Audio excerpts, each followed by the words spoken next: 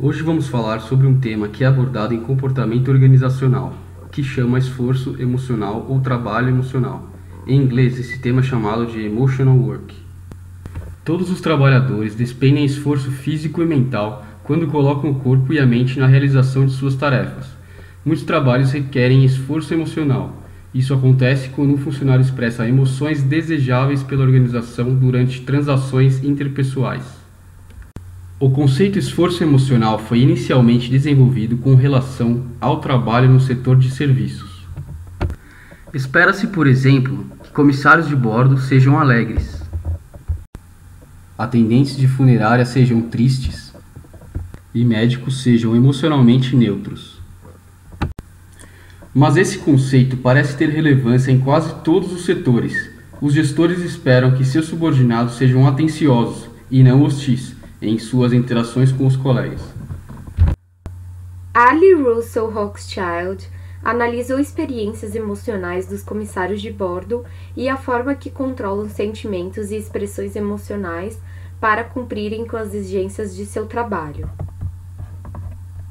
Foi a partir da análise destes tipos de trabalhos, que exigem constantemente um esforço por parte dos trabalhadores para expressar emoções, que a autora designou o termo de trabalho emocional.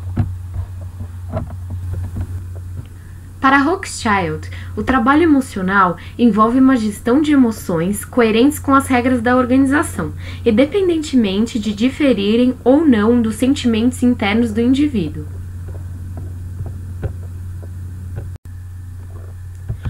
Um exemplo de uma situação de esforço emocional é quando um trabalhador finge um sorriso numa situação de conflito com o cliente, acabando por ligar essa dimensão à dissonância emocional e às consequências como estresse e burnout.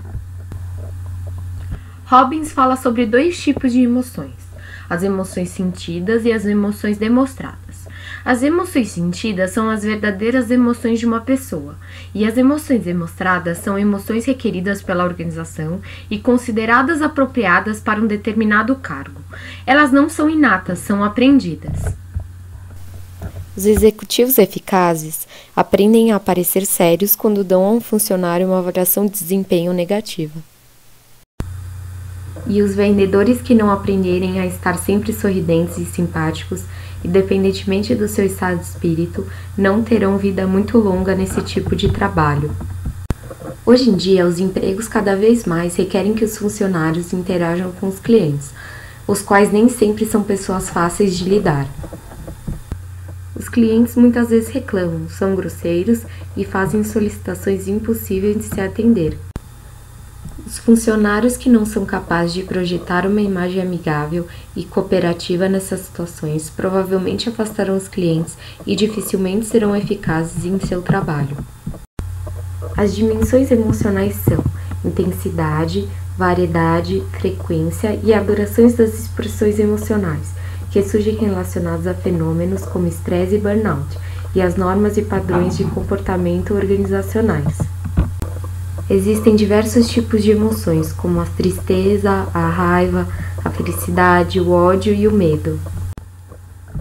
Numerosos esforços de pesquisa foram realizados com o objetivo de limitar e definir um conjunto fundamental ou básico de emoções.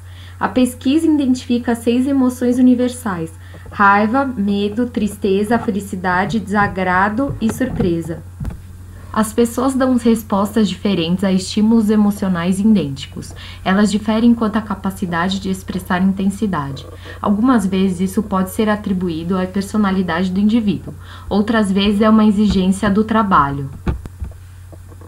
O esforço emocional, que exige muita frequência ou longa duração, é mais demandante e requer um sacrifício maior dos funcionários. Assim, o sucesso de um indivíduo em atender às demandas emocionais de seu trabalho depende não apenas de quais emoções ele precisa demonstrar e de sua intensidade, mas também da frequência e duração dessas demonstrações.